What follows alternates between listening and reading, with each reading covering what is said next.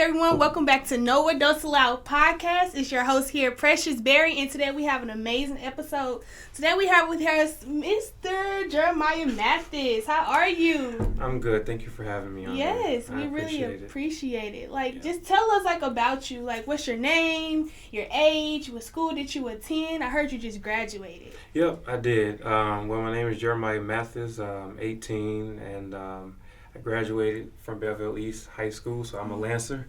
Okay, shout out to the Lancers. Yep. And I'm an activist, a podcaster. Pretty much I love mentoring, younger people, how to stay focused and, stay out the streets and learn how to, support your own color. Right. So that's very important. Always good, yeah. I heard you say you were a male activist and mentor and just activist just trying to help out with young people. Mm-hmm. Why do you feel that's very important that you just try to motivate young males or even females too as well, just to go out in the community and do the work? Well, I'm gonna tell you the reason why I mentor, because growing up, that's all I had in my life. Right. Was different people, mentoring me how to stay off the streets and learn how to help out in your community, learn how to, speak for change. And, that's pretty much what I do. And the podcast I've been doing is teaching others how I overcame depression, and meeting people my age, including you, and that are the same as me. And, just pretty much learning how to be myself and, and learn how to mentor other people.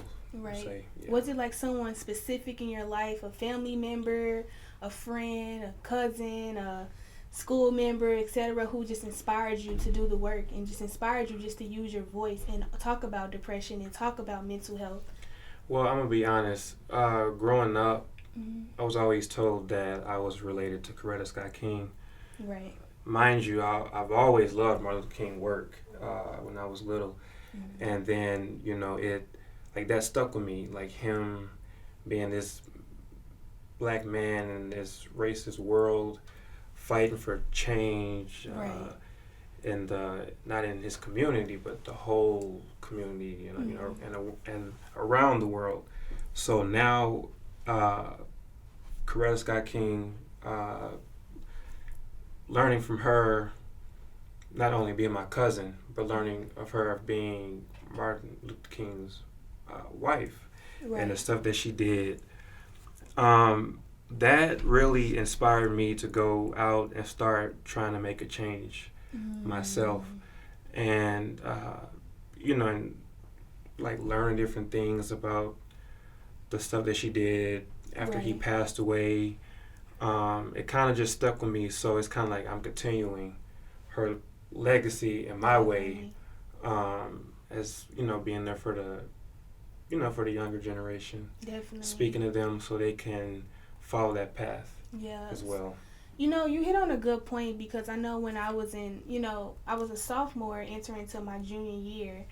And, it was in the summer of Juneteenth. I don't know if you heard this story, but I will always express to people, not only young people, but those politicians and those advocates in my community, I didn't know about Juneteenth. And Twitter is a big thing where a lot of politicians and historians will be on, and I saw the hashtag Juneteenth. And after I saw the hashtag, I was like, what is Juneteenth? Recently I've done projects on Shirley Chisholm. Of course, everyone is taught Martin Luther King, Rosa Parks, Coretta Scott in schools. But I'm there's a background to reason why Martin Luther King started this movement, why Coretta Scott started the movement, because it was someone before them. So basically what they did was pave that way. So, I'm thinking I know my history, but as I was learning more about the hashtag, I didn't really know about Juneteenth, and I was I have to educate myself. So as I educated myself, I was wait, we're not taught this in schools. So as a young person, as a young female in my society in 2020, I was we have to wake up. We have to keep continuing the work and the legacy as being a young person, because one thing I learned about young people is that young people wants to hear more from young people. Right. And so I would do workshops, and I would try to reach out to anyone that I knew to know, hey, did you know about this? And just hearing your legacy and just hearing your family's legacy, I want to hear more about, like, how did that start, you know, with you knowing that you were related to Coretta Scott King. And, you know, I heard that you do, you know, like, a lot about your ancestors. Yeah, oh yeah. And, well, Ancestry is what I started using. And, you know, just finding out where I came from. Right. Even though my generation back ain't all black people, but still in all, it's the legacy that builds up from generation to generation. Right. And, but yeah, you know, learning, you know, finding out that my 10th great grandfather was one of the first black men to come into the United States. He was a slave back in 1619. I don't know if you know about the 1619 when all the slaves came to Virginia. But anyway, so that kind of stuck with me. And then also I'm planning on doing a story about his life as well. Oh, wow. So other than that, you know, finding out that I'm related to wonderful people is in me. Right. It's just my choice to use it. Definitely. Use that gift that's in my bloodline, you know. And but yeah, that you have to learn, you know, from like your background and where you come from. And because I know a lot of people be like, if it wasn't for my ancestors, I wouldn't be here. Ancestors, this and that. If you don't know where you come from, don't speak on it. Right. That's how I see it. And I know a lot of people be like, that my ancestors did this, did that. You have to learn that stuff. Right. I can say that because I know my ancestors and where they come from. So. Yeah, definitely. I've also like tried to do some research on Ancestry my own self, but you really got to know your history to go back. You really got to know who's in your family to know how can you relate to those past ancestors. Right. So like, how was the research part? Was it hard? Like, do you have a family that's really involved in knowing who their great great great grandparents is? Well, I'm not gonna speak from my mom's side. I don't mean this in a bad way. They wasn't interested. Right. So my dad's side, it kind of, when I started telling them about it, you know, like meeting new relatives. Like my tree had grew from one person to 10,000 people. My tree had officially reached 10,000 people. And it was kind of a big thing for me because 10,000. Yeah. Wow. I went back to my 17th great grandfather that came from England. Oh, so, wow. You know, finding all that information and you know, and sharing it, it was a spark for my family, and it was like, oh yeah, tell me more, and I helped cousins find their relatives that they didn't know that they had. So, you know, it's pretty much, people call me a blessing. Like my one cousin called me a blessing because she didn't know all of this stuff about her history until until you do your research. Right, and I, you know, helped her out a lot, and she was amazed. And one of my cousins, she started crying because of the stuff that I told her, you know, and had pictures of her second great grandmother born in the 1860s that she never knew. Right? Definitely, and it's like knowing about your history will shape who you are. Right. And, you know, I also try to relate that to, like, people we see in today's society, especially young people. You know, in our system, they try to whitewash history. Right. And they whitewash history by not teaching us about our history in schools. Exactly. And it's like, I get that deposition to where it's just like, if you try not to teach young people about who they are, then how can they progress in society? How can they get a job? Those are literally like the coping mechanisms to, hey, let's put the guns down because you have a future in front of you. Look who your ancestors were if we have to do the research.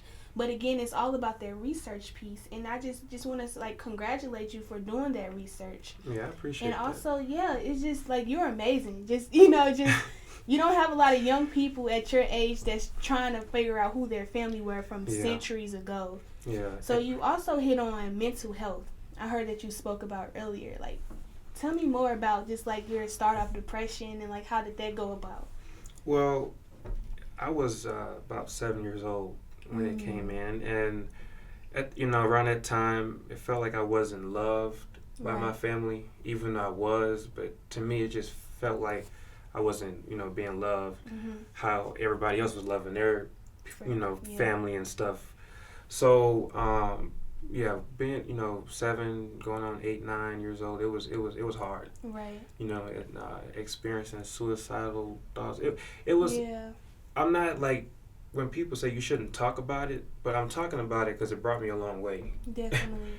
And you never know who's listening. Exactly. And sometimes there are younger kids that were 7, 8, 9, 10, 11, up to now 18, past that are going through the same thing. Definitely. And they don't have that source that they can go to. Definitely. That can help them, encourage them to, know that you're worth living for, and it was hard because a lot of people was telling me that, Jeremiah, if you keep living, God has plans for you. Yeah. Don't give up. My grandpa was even telling me, don't give up.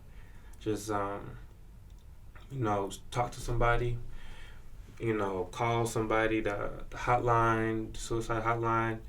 It's all, look, I'm going to just say this. Every person in my life had left a message behind, even the ones that I was close to that passed away. Right. And I've learned a lot. They kept telling me you're worth living for. You need to live your life. Don't cut it short. God has plans for you. If you do, you won't have anything. Yeah. And and so it's just a matter of learning how to talk to somebody. I tell people that all the time. You can talk to me, right, or call, talk to a therapist at your school or anything. Right. But I'm always, open ears to listen. Right. Even though my response might be harsh, that's just because I'm being real, and I don't want you, end up going down the wrong path. Right. Yeah.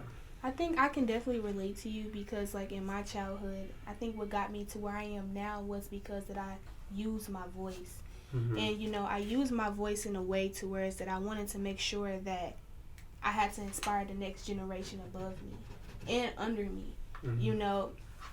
A lot of young people, we're so talked about, we can't talk about what's going on in our households, or we can't talk about what's going on in our society based off just anything, childhood stuff in our households, parenthood, because we're always told we have to keep things inside the house. Right. But, I was that person to where it's like I had to motivate young people. I had to use my voice.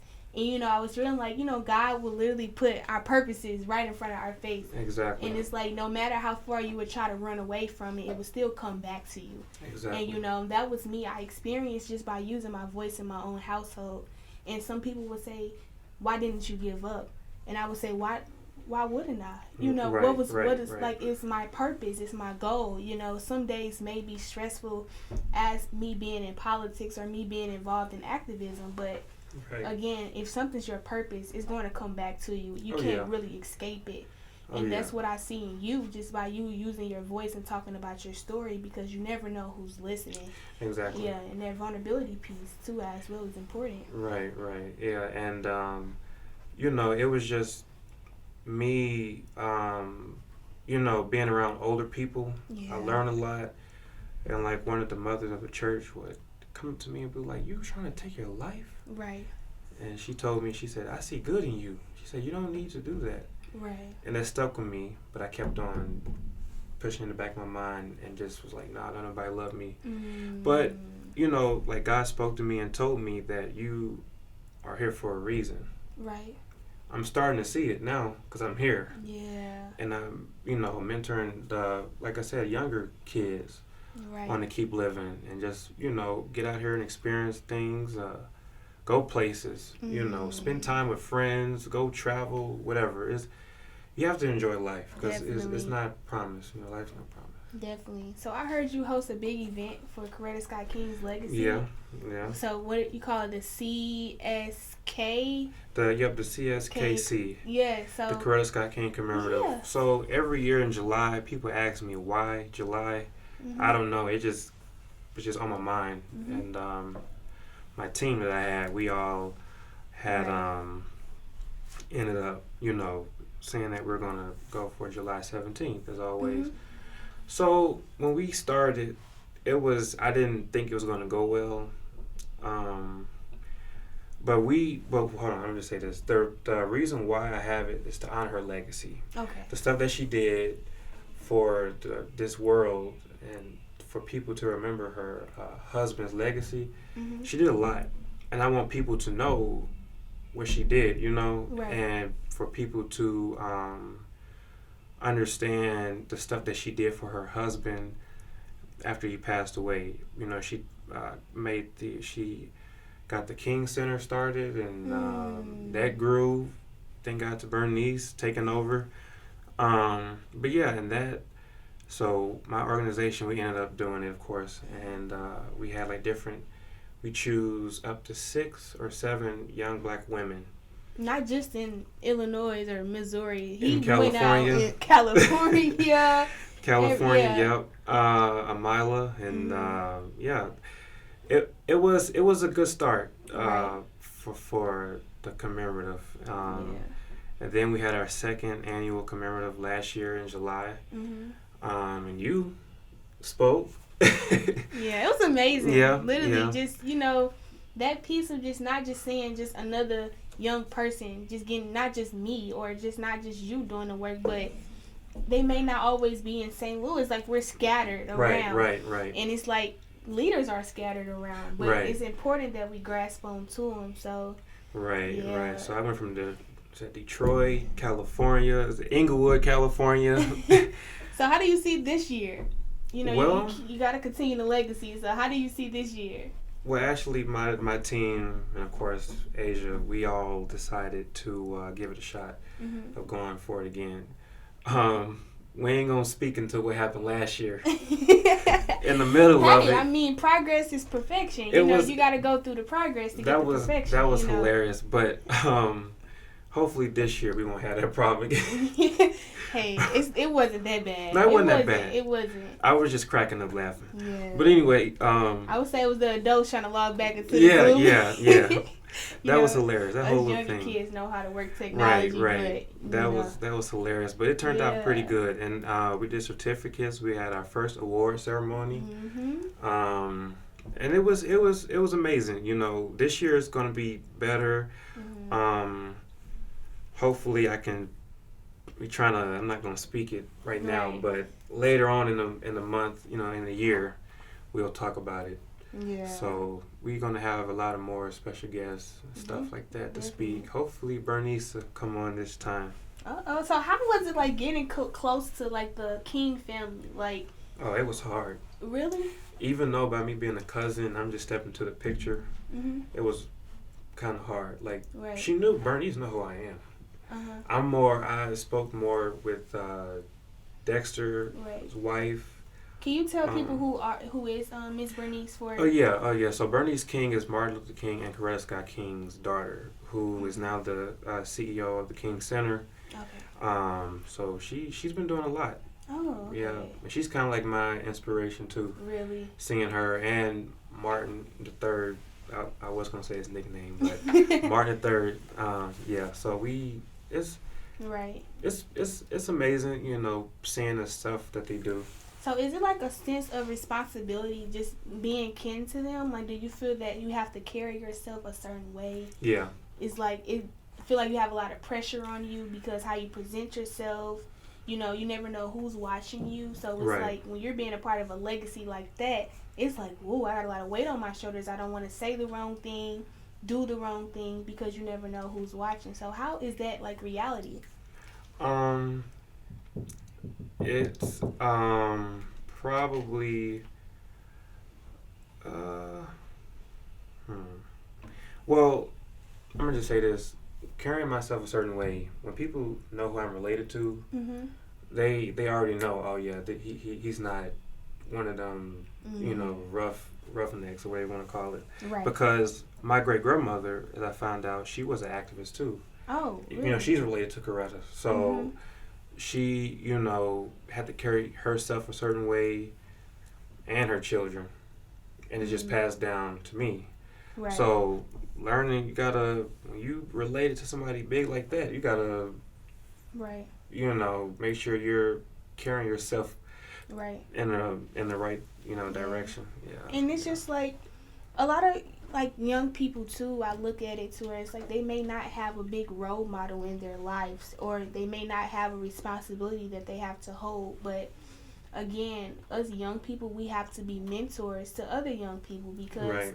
just because there may not be a politician or an activist or a leader, or you Right. know, we all can become leaders, but it's just like we still have to motivate them, because we can't let the fame get to them or get to us to show Right. that we can't motivate the next generation. Right. So it's like I also look at it to where it's just like some people may not have those celebrities or Martin Luther Kings or Coretta Scotts in their family, but at the end of the day, we still have to show that they can be great just like you are, great just like Martin Luther King is, great just Right. like all of these amazing leaders. Right. And it's like Martin Luther King, Rosa Parks, Coretta Scott, Malcolm X are like the 5 big leaders, and Harriet Tubman are like the 5, 6 big leaders that you hear in our schools. So it's just like I really want to get to the point to where it's just like we need to teach more people, more young people too, about hey, there are another great moral leaders out here who were fighting for these rights Martin Luther King was in 1964, the Civil Rights Act or the Voting Rights Act, or all of these big acts, because Right, the Brown versus the Board of Education. Like, we have to know these type of historic moments that our people of color were fighting for, Right. to know, hey, I can get to this generation too as well. Right now in today's society, we're fighting through Roe v. Wade, the overturn of Roe v. Wade. 50 years later, it got overturned. So it's just like Gen Z right now is like our big next movement. Yeah. And we are Gen Z, so it's Right. like we have to stand up for our next generation, and we have to lay a platform for them, pave the Right. way, just like Martin Luther King did for us, just like all those big leaders done. Right. It's technically, I'm gonna say this, it's our choice. Right. If you want to make a difference, you see a lot of kids say, "I'm tired of this, I'm tired of that." Well, let's do something about it. Right. Besides talking about it, posting on Instagram, 5 o'clock in the morning, 2 o'clock in the morning, talking about something, I'm tired of this and this Right. and that. If you're tired of it, speak on it, get involved, and with other activists in the community, or anything that they got going on, virtual or not, show up and get Become involved. catalysts. Exactly, Yeah. because it's a lot that you can learn, Definitely. and it's a lot that I've learned. Mhm. Within this Roe v. Wade thing. Mhm. I'm not gonna get into details because I don't know. I be forgetting stuff. So Yeah. it's that's you just learn a lot. You learn a lot. Right. It's just your choice if you want to make a difference. Besides yip yapping at the mouth, do something about it. We just gotta just motivate young people to wake up. Right, It's too much going on to where it's that we can't be side blocking things and be like, hey, I gotta get this job when I get older. I gotta make sure I like canceling student debt. Like, Yeah, that's the amount crazy. for college. Jesus Christ, it's just crazy. Yeah, So it's crazy. the tuition, like, I struggle with like this is my issue. I don't know about you, but for example, athletes, they can, if a recruiter is trying to go to a high school to recruit an athlete, they will get them the resources so they can go to college and get a full tuition, but an average scholar who has good academics still has to pay a crazy amount of dollars just to get a good education, to where it's like, it seems like we get more support for our athletes than what we get for our students, our academic scholars who just want to go to college and to pursue a degree. Right. Yeah, and then some athletes get a full ride. Yeah. Go to college for free. Definitely. Ain't gotta pay a dime. So it's like the support that we need for, the future of education. Teachers are underpaid too as well. Yeah. Like, we give enough recognition to our doctors, our essential workers, which I congratulate our constitution, give them all the recognition that they deserve. But our teachers are the reason why we have our doctors, because you have to get educated before you move into another position. So it's just like, everyone, if you realize it, plays a big part and contribute to our society, which is essential. So, we really have to make everyone feel essential in our society. It's very important. Right. It's you don't like you said, being a doctor, it takes a lot. From when you're born, gotta go to elementary, middle, high school, college. It just don't come like that, Right. So all that stuff takes time for anything you want to be. Right. But the teachers getting, I don't know. I don't understand why they're not getting paid enough. Yeah. And including other workers too in the school district. It's confusing. Yeah. Because I'm studying. I'm going to be studying secondary education, so it's going to be okay. kind of future teacher. Yeah, it's going to be kind of interesting when I come up. Really? What subject? History. Which was kind of shocking. It was in Cahokia School District. I think. In Illinois. Yeah, I think. And they had the African American studies. Never seen that before in no school, especially in high school. Definitely. And I was saying, well, hopefully when I graduate, hopefully they have more jobs like that open in high schools. You know, because we need that people that look like us to teach about us. Exactly. Exactly. And it was always kind of weird for me. I'm gonna be very honest. When I was in Riverview District, the teachers that I had, looking at them talk about this person, Malcolm X, Rosa Parks. That's all we knew then. So Rosa Parks, Martin Luther King. It was kind of interesting to me seeing them, the color that they were, talking about these, African American leaders. Not telling the whole thing, just telling us what they want us to know. Partiality of it, definitely. Right, and I was learning stuff about Coretta, Martin Luther King, Rosa Parks, Fannie Lou Hamer, John Lewis. I said I didn't know anything Barbara about Jordan, exactly. Shirley Chisholm, all of them. Didn't know anything about this in school. Until I did my own research. Yeah, they try to. I think it's more of they try to politicize it. To words that they really I've always learned that they said the easiest thing to hide from a black person is to stick it in a book. Yeah. And they believe that as being people of color, it's the stereotype that hey, we deal with a lot of reading disparities, financial literacy. We deal with a lot of disparities in our community to where it's that hey, they have put a system in place to where it's like if we don't teach black people this, we're not going to be surprised. Because they see us as failures. They see us as people who's not going to get those big internships or those big jobs or and you see who's holding these big corporations. It's owned by white people. Right. And it's just when can we have our own? And one thing that I see in our communities, we have Asians who's having these big Chinese restaurants. We see these Arabs and Indians are holding beauty supplies. But, black-owned businesses, they call us small black-owned businesses. Yeah, small. And that was a big motive in 2020 when small black-owned businesses came out. Yeah. I think that's tokenism. You're trying to include black people, which really, we've been trying to fight, you know, but it's up to the corporations because white people own this land. So we have to make sure that we do the work within ourselves so we can start gaining leadership and ownership. But, white supremacy, the stuff we're seeing at January the 6th, the Capitol. Right. That whole white supremacy move was just crazy. But if it was people of color, it would have been a different story. It would have been a different outcome, That whole thing, it felt like I was in a movie. Yeah. I'm being so serious, it felt like I was in a movie. Right. That whole thing was... It was terrible. Definitely. Seeing people going in Nancy Pelosi's office, I said, if it had been somebody black that did that, gone. Would have been gone. Gone. So definitely. And it was just confusing to me. I still don't understand. I think it's supremacy, just white supremacy. People who privileged thinking that they can do whatever they want and get away with it. Yeah. But if it was someone like our late great, my favorite president, Barack Obama, doing some things like that. Oh, yeah, he would have been out of there the moment. Nowhere to be found. The day it happened. Yes. So it's just I look at the future of upcoming elections. We have to wait some days just to get a House Speaker recently. Oh, yeah. Now we have Kevin McCarthy as the House Speaker. The whole direction of politics is changing now to where it's we're separating the humanity piece within politics. What happened to for the people, we the people, for the people? What happened to that? So it's just us Gen Z is going to take up for us. It's going to take us to be that motivation and to break those generational curses, to break those stereotypes. So, I just want to say that you are amazing again. I appreciate that. Yes, you are phenomenal. Yeah, I really appreciate that.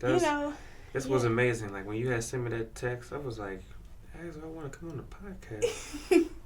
I was not honest, I was not expecting you to ask me to come on. And I'm grateful, you know, even though I'm not a public activist, you know, I'm more of a social media activist because I try to stay out of the public eye. You're still a catalyst. Yeah, and, you know, speaking for change and, you know, and trying to encourage the youth, get out, vote, my age, get out and vote. Yeah. We need it. We need us young people. If you're turning 18 this year, you got to get ready to vote. If you already are 18, we're encouraging you all to get out and vote. Right. So, man. I ain't gonna say what I want to say, but you better get out and vote. So, if you got a social media that you can let our amazing fans know that they can follow you on and just keeps up what's going on with your life and what are you doing amazing in the community? Yeah, I have Instagram and Twitter. My Instagram is official Jeremiah Mathis, and my Twitter is I am Jeremiah SM. We'll have it down below for you all too as well. And my organization page, which is the Black Youth League, is at the Black Youth League on Instagram and for Twitter. So, well, you all heard it here from our amazing Jeremiah Mathis. Again, we just want to thank you from No Dose Allowed for coming on here. We thank you all for staying tuned and just to listen to this amazing young man who's doing the work in our community. So, again, we thank you for coming out, and we hope for you guys to learn something from this interview and take something home with you that you didn't know and go inspire the next generation and keep continuing to pave the way. Thank you, everyone, for coming in and tuning out to No Adults Allowed podcast. Again, we have with us Jeremiah Mathis. We will see you all later. Bye. Be powerful. Got a small circle. Feeling so hurtful.